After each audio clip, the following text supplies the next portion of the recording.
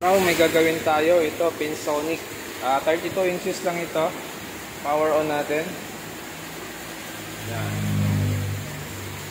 So mapapansin nyo yung sulat niya ay nag-reverse, tapos saka parang gumaspang yung screen niya, no? Saka nag-iba ang kulay niya. So yan yung problema ng may-ari, kasi sabi niya nabili na daw niya ito segunda mano. Tapos nagkaganito yung display nito. Makikita mo yung sulat, no signal ay baliktad talaga siya, no? Nag-iba talaga yung position niya. Tapos ganyan yung display niya. Nagkulay dilaw. Okay, buksan natin. 32 inches lang ito. Ito yung kanyang model, Pinsonic 32 inches. Ito naman yung kanyang mainboard. Tapos yung gamit na panel at T-con ay yung pang LG. Yung dalawa yung source top, no? So gagawin natin dito, kasi hindi pa natin alam kung saan ang problema, kung nasa mainboard ba or nasa panel issue. So gagawin natin, testing natin yung panel nito, titingnan natin kung buo yung panel niya. Pwede kasing nasa memory nagalaw yung program, or pwede din nasa panel nagkaroon ng problema yung panel niya. Okay, so ni-remove natin yung LVDs nito, tapos ni-remove din natin dito. Gagawin natin, hanap tayo ng board. Yan. Ganitong board, pang 32 inches lang ito. Ito yung testing natin kasi kadalasan pang 32 ito yung gamit kong pang test. So ito, pag nagpalit kayo ng mainboard or nag-test kayo, siguraduhin nyo na tama yung polarity dito. So ito yung supply natin, at tingnan nyo rin kung ang supply ng panel nyo ba ay 12 volts or 5 volts. May mga panel kasi na 5 ang supply, so ingat-ingat din tayo doon.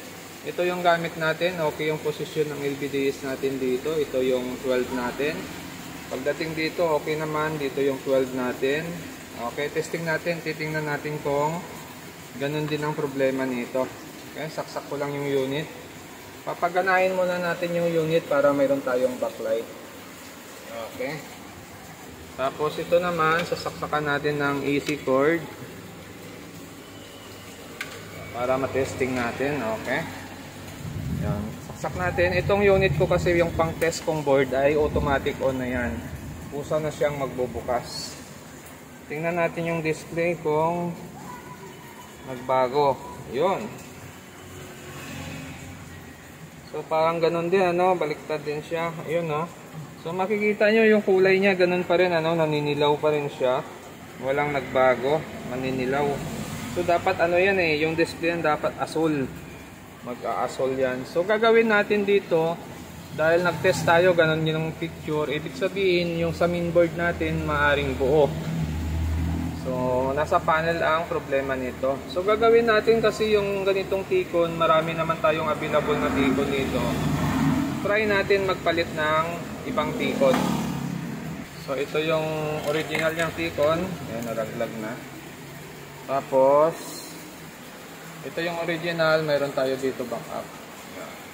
Try natin ito. So mayroon pa tayo mga stock niyan. Okay, testing natin ito kung ganun pa rin yung display niya. Okay, so ito na, nakabit na natin yung T-con natin. Testing natin. Titingnan natin kung may pagbabago ito.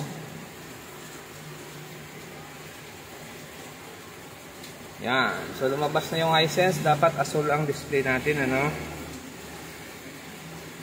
Yep, yun, no? Okay. So makikita nyo yung nakalagay dito, AB ay asol na. So ibig sabihin, ang naging problema sa kanya ay yung T-con. Nagka-problema yung T-con nito. So pag ganitong nag-iba ang kulay, maaring nasa program or dito sa IC ang issue niyan. Okay. Try natin silipin, titingnan natin kung ma-repair. Pag hindi naman, papalitan na lang natin. Okay, so try natin linisin yung pinaka-IC saka yung pinaka-memory niya kung nagkaroon ng pagbabago ito. Okay, so try natin ngayon, titingnan natin kung may pagbabago, ano? Nilinis natin yung pinaka-IC saka yung memory. So yan yung display niya. Tingnan natin kung mag-asol. So dilaw pa rin, ano? So ibig sabihin hindi siya nakuha sa linis. Yun, negative. So gagawin na lang natin dito ay papalitan na lang natin yung T-con kaysa mag-repair pa tayo nito. Medyo hassle din. Magre-remove tayo ng memory, pwede din palitan yung memory. Pero kung may time kayo, pwede nyong i-repair.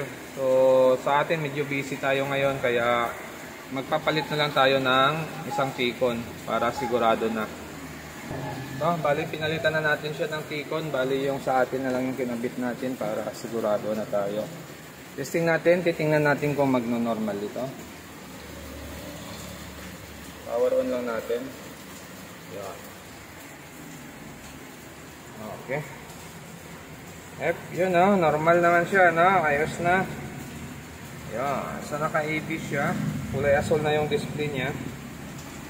Okay na siya. So T-con lang pinalitan natin, tapos naging okay na yung unit natin. So sarado ko lang to, tapos magpa-final test tayo. Okay. So gagawin natin, magpa-final test tayo. Saksak ko lang siya.